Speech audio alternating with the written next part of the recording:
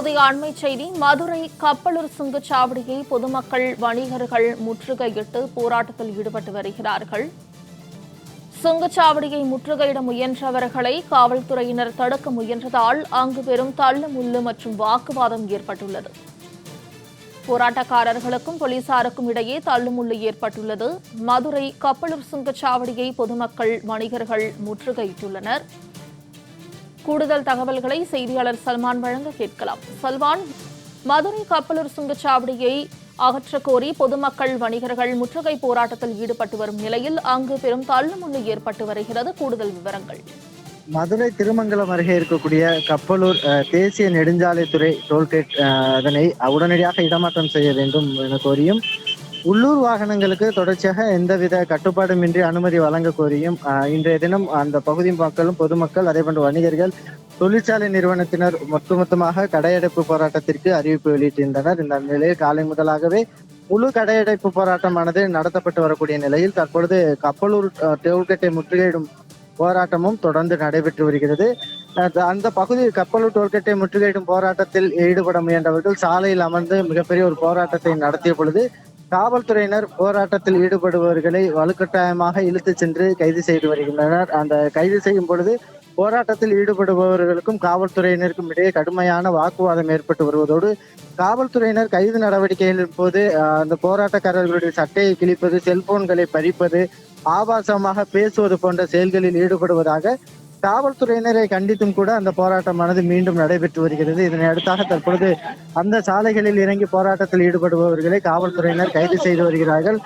அந்த கப்பலூர் டோல்கேட் விவகாரத்தை பொறுத்த மட்டிலும் அந்த கப்பலூர் டோல்கேட் பகுதி என்பது திருமங்கலம் ஒட்டியுள்ள நகர்பகுதியை ஒட்டியுள்ள அமைக்கப்பட்டிருவதன் காரணமாக திருமங்கலத்திற்கு செல்லக்கூடிய அனைத்து வாகனங்களும் சுங்கச்சாவடி செலுத்திய பின்பாக தான் செல்ல வேண்டும் என்ற ஒரு நிலை இருந்து வருகிறது. இதனால் உள்ளூர் மக்களும், வணிகர்களும், அதே போன்று வாகன ஓட்டுநர்களும், கப்பலூர் அந்த டோல்கேட் அருகே இருக்கக்கூடிய சிப்காட் தொழிற்சாலை நிறுவனத்தினரும் கடுமையாக பாதிக்கப்பட்டு வருகிறார்கள்.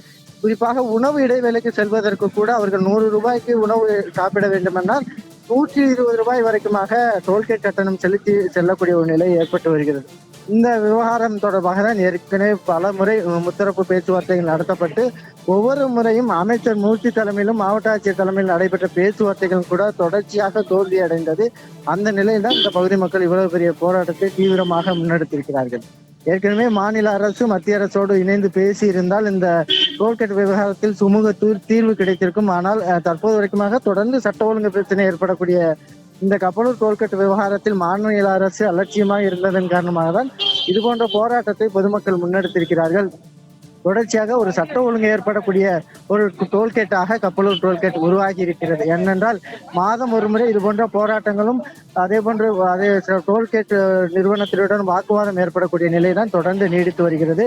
இந்த நிலையில் தான் கடந்த 2020ஆம் ஆண்டு நடைமுறைப்படியாக டோல்கேட்டுக்கு உள்ளூர் வாகனங்கள் அனுமதி என்ற சொல்ல பட்சத்தில் நேற்றைய தினம் அரசு தரப்பில் தெரிவிக்கப்பட்ட நிலையிலும் கூட அந்த அறிவிப்பு என்பது எழுத்துப்பூர்வமாக இல்லை என கூறி தொடர்ச்சியாக இந்த போராட்டம் தொடர்ந்து நீடித்து வருகிறது. கப்பலூர் டோல்கேட் பகுதி முழுவதுமாக தற்பொழுது ஒரு போர்க்களம் போல காட்சியளிக்கக்கூடிய ஒரு நிலையை தான் பார்க்க முடியுது. ஏனென்றால் முழுவதிலும் 800க்கும் மேற்பட்ட காவல்துறையினர் கட்டுப்பாட்டில் கொண்டு வரப்பட்டுள்ளதோடு அந்த பகுதி வழியாக பொதுமக்கள் நடந்து சென்றாலே அவர்களை கைது செய்யக்கூடிய ஒரு அவல நிலையும் நீடித்து வருகிறது.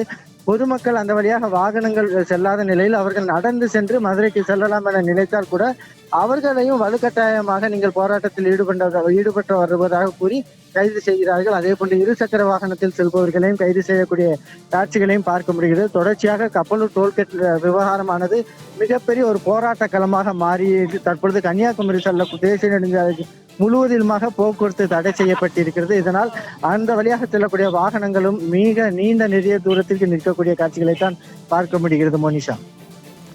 சல்மான், தகவல்களுக்கு நன்றி.